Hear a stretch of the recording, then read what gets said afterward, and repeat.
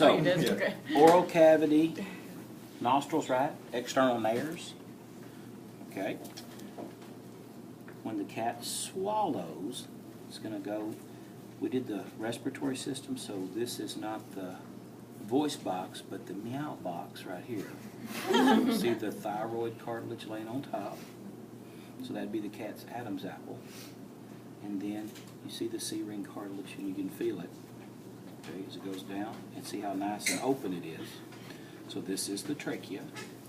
Trachea goes down, and when it gets to right here, this is where it splits into the primaries.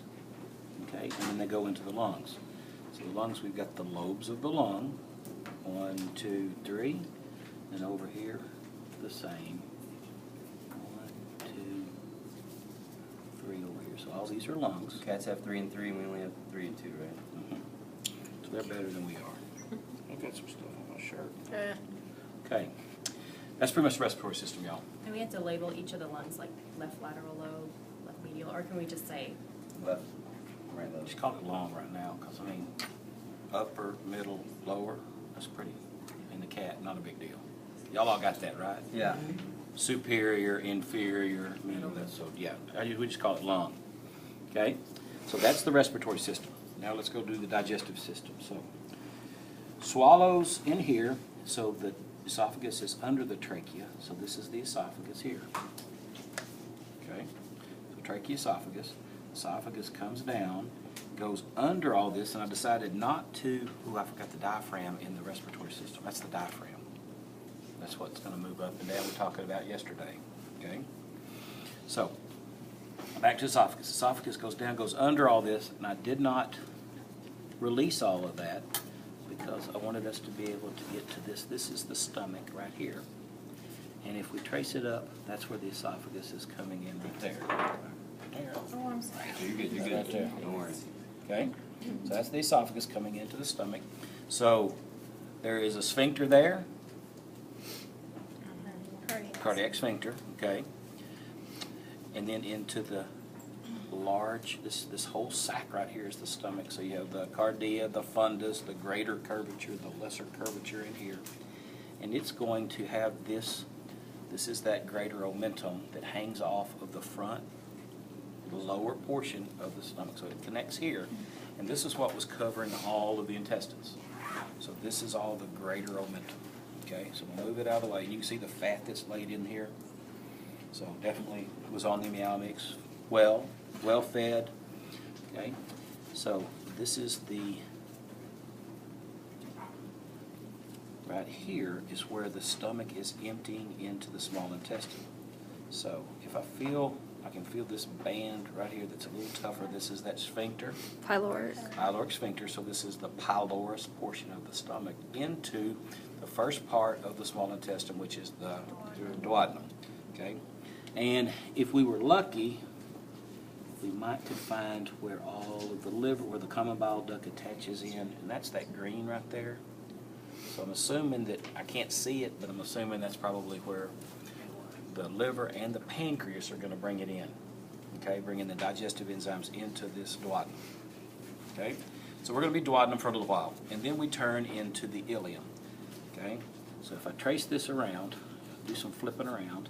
Okay, so here it is coming around here. Now it's over here. All of this. See how it's all wadded in there? Still, now we're probably down into the ileum. We've skipped the jejunum in there. Now we're in the ileum. Okay, ileum, still in the ileum, and then it comes into where it attaches into the large intestine. See how much bigger this is? So notice it doesn't connect into the bottom of it. It leaves this little sac, so this is the cecum. This valve between the ileum and the cecum is the ileocecal valve. Good. And then when it's laying in here like this, it's going to go up, so that's ascending, goes across, transverse, and then it comes back down, descending, and then when it gets right in here, it becomes the sigmoid colon, and cut right into the anus to right here. So there's still some meow mix, leftover meow mix from here. Okay? So, that's the tube from the mouth, the esophagus, stomach, duodenum, jejunum, ileum, colon, cecum, all that kind of stuff, all the way out, okay? Then there's some things that stick off that are accessory structures. So this is the liver, okay?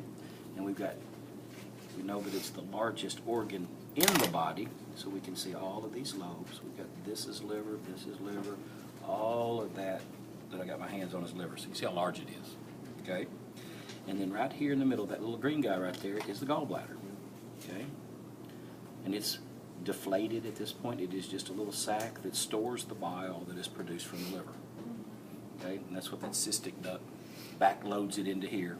We concentrate it here, and that way, if the cat, you know, instead of catching a fish, if it eats some fried fish, it needs more fat digestion.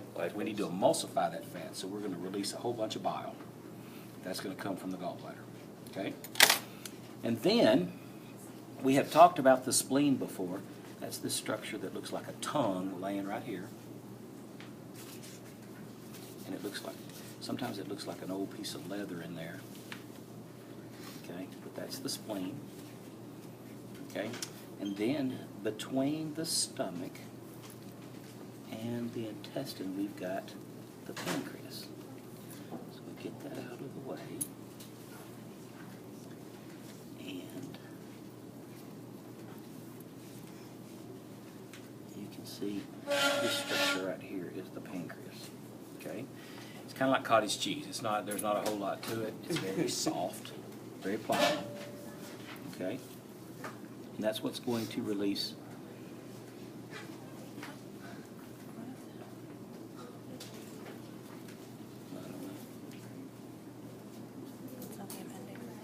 No.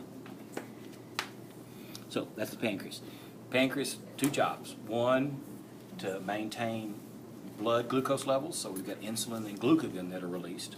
Insulin to store it, glucagon to release it when we need more sugar in our blood.